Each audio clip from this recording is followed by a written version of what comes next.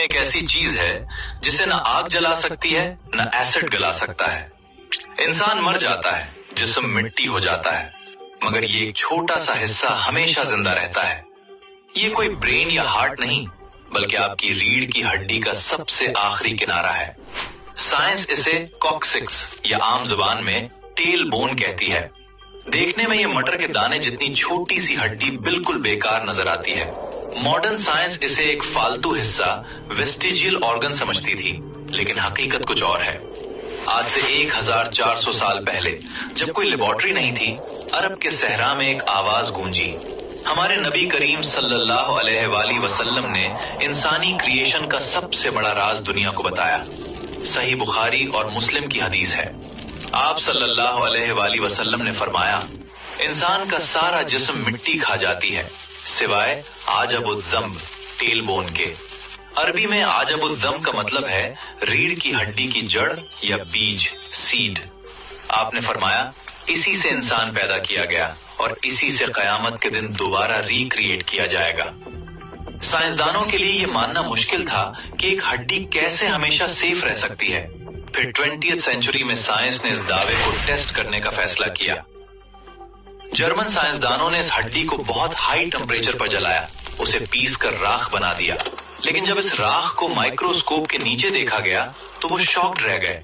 हड्डी के सेल्स जले नहीं थे, बल्कि वो अभी भी जिंदा और एक्टिव थे। ये एक्सपेरिमेंट साबित कर रहा था कि हदीस का एक एक लफ्ज सच है। ये हड्डी इंडिस्ट्रक्टिबल है, यानी फना नहीं होती।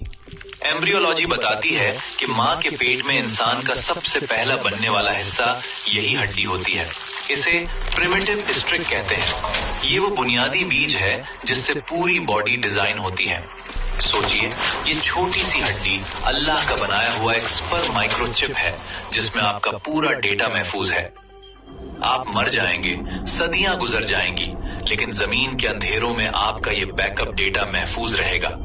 और फिर जब कयामत का दिन आएगा और अल्लाह की खास बारिश बरसेगी, तो ये सोया हुआ बीज एक्टिव हो जाएगा। जिस तरह बारिश से पौधा उगता है, इसी तरह इस हड्डी से आपका पूरा जिस्म दोबारा रीजनरेट हो जाएगा।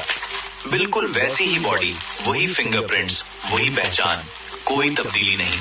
एक उम्मी नबी ने 1400 साल पहले डीएनए और क्लोनिंग का ये सिस्टम कैसे बताया?